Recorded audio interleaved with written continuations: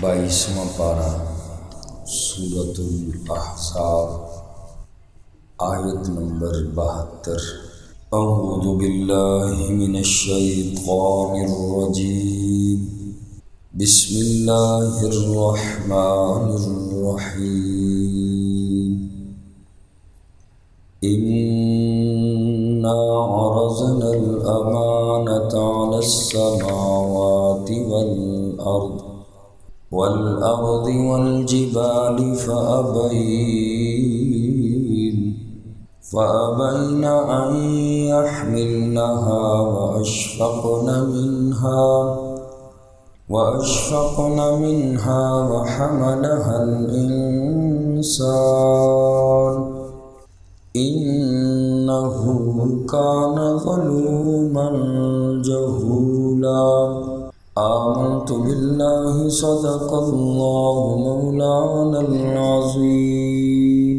انا عرضنا، بے شک ہم نے پیش کیا، الامانۃ امانت کو، علی السماوات آسمانوں پر، والارض اور زمین پر، والجبال اور پہاڑوں پر، فابینا پس ان سب نے انکار کر دیا، ان یحملنہا کہ اٹھائیں اس کو، واشفقن منہا اور سب ڈر گئے اس امانت سے، وحملہا الانسان اور اٹھا لیا اس امانت کو انسان نے، انہ کان بے شک وہ انسان ہے، ظلوما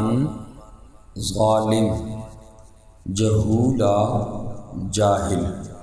کل کی آیات پاک میں یہ بات گزری تھی کہ اے ایمان والو، تم بنی اسرائیل کی طرح جیسے انہوں نے اللہ کے نبی موسیٰ علیہ السلام کو ستایا، تکلیف پہنچائی، اے ایمان والو تم اپنے نبی کو یوں نہ ستاؤ۔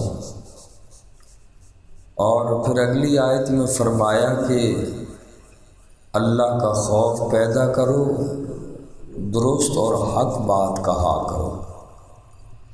جب درست اور حق بات کہیں گے تو اللہ تمہارے اعمال کو سنواریں گے اور اللہ تمہارے گناہوں کو بھی بخش دیں گے۔ آج کی آیت مبارکہ میں فرمایا کہ ہم نے اپنی امانت کو آسمانوں، زمینوں اور پہاڑوں پر پیش کیا، لیکن ان ساری چیزوں نے اس امانت کو اٹھانے سے انکار کر دیا اور انسان نے اس چیز کو اٹھا لیا۔ امانت سے مراد کیا ہے؟ اپنی آزادی سے اللہ کے احکام کی اطاعت کی ذمہ داری قبول کرنا۔ انسان اپنی آزادی سے کسی کا کوئی دباؤ نہ ہو، اللہ کے احکام کی اطاعت کی ذمہ داری قبول کرنا، یہ امانت تھی کہ کون اللہ کے احکام کی اطاعت کی ذمہ داری لیتا ہے؟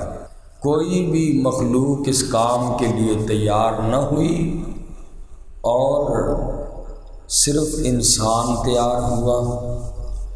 اللہ کریم نے اپنی مختلف مخلوقات کو یہ پیشکش فرمائی، بعض معاملات میں اللہ نے انہیں اختیار دے دیا کہ اگر چاہیں تو اس بات کو مانیں، اور اگر عمل نہیں کرتے تو تب بھی تمہیں اختیار ہے، اور اگر تم میرے احکام کو مانو گے تو میں تمہیں جنت دوں گا، اور اگر تم نہیں مانو گے تو پھر تمہارے لیے جہنم ہے۔ اللہ نے اس کا نتیجہ بھی بیان فرمایا۔ تو جب یہ پیشکش اللہ کے احکام والی آسمانوں کو کی گئی، زمینوں کو کی گئی، پہاڑوں کو کی گئی، تو وہ ذمہ داری اٹھانے سے ڈر گئے، انہوں نے صاف صاف انکار کر دیا۔ لیکن جب انسان کو یہ ذمہ داری پیش کی گئی تو انسان نے اس ذمہ داری کو قبول کر لیا۔ آسمان زمین دیکھنے میں تو ایسے لگتے ہیں کہ جیسے ان میں شعور نہیں ہے، حالانکہ اللہ کریم نے ان ساری چیزوں کے اندر شعور رکھا ہے۔ چونکہ قرآن کریم سورہ بنی اسرائیل آیت نمبر 44 میں اللہ کریم نے فرمایا کہ دنیا کے اندر ہر چیز اللہ کی تسبیح بیان کرتی ہے، وَلَٰكِن لَّا تَفْقَهُونَ تَسْبِيحَهُمْ، لیکن اے انسان تم ان کی تسبیح نہیں سمجھ سکتے۔ پہاڑ، ذرات اور اسی طریقے سے دنیا کی ہر مخلوق اللہ تبارک و تعالیٰ کی تسبیح بیان کرتی ہے۔ معلوم ہوا کہ ان میں اللہ نے شعور رکھا ہے، اگرچہ انسان نہیں سمجھ سکتا۔ تو فرمایا یہ امانت انسان نے اٹھائی اور انسان بڑا ظالم اور جاہل ہے۔ یہ جملہ ان لوگوں کے لیے فرمایا کہ جنہوں نے امانت کا یہ بوجھ اٹھانے کے بعد اس کا حق ادا نہیں کیا اور اللہ کی اطاعت نہیں کی، یعنی کافر اور منافق لوگ وہ ہیں کہ اِنَّهُ كَانَ ظَلُومًا جَهُولًا، کہ اس ذمہ داری اللہ کے احکام کی اطاعت کی ذمہ داری قبول تو کی، لیکن یہ لوگ بعد میں نہ مانے، اللہ کی اطاعت نہ کی کافروں نے اور منافقوں نے۔ اسی لیے اگلی آیت مبارکہ میں انہی لوگوں کا انجام بد بیان کیا گیا۔ فرمایا کہ اللہ تاکہ عذاب دے منافق مردوں کو اور منافق عورتوں کو، مشرک مردوں کو اور مشرک عورتوں کو، اس لیے کہ ان لوگوں نے ذمہ داری قبول کی لیکن اس کے باوجود اس کا حق ادا نہ کیا، یہاں تک کہ ایمان بھی نہ لائے، اس لیے یہ عذاب ان لوگوں کے لیے ہے۔ اور مومن مردوں اور مومن عورتوں پر جنہوں نے اسلام قبول کیا، اللہ ان کی توبہ قبول کرنے والے۔ فرمایا اِنَّا عَرَضْنَا الْأَمَانَةَ عَلَى السَّمَاوَاتِ وَالْأَرْضِ، بے شک ہم نے پیش کیا امانت کو علی السماوات والارض، آسمانوں اور زمینوں پر، والجبال اور پہاڑوں پر، فأبین ان یحملنها، ان سب نے انکار کر دیا کہ اٹھائیں اس کو، واشفقن منها، اور سب ڈر گئے اس امانت سے، وحملها الانسان، اور اٹھا لیا اس امانت کو انسان نے، انہ کان، بے شک ہے وہ انسان، ظلوما جہولا، ظالم اور جاہل، لیعذب اللہ المنافقین، تاکہ اللہ عذاب دے منافق مردوں کو، والمنافقات، اور منافق عورتوں کو، والمشرکین، اور مشرک مردوں کو، والمشرکات،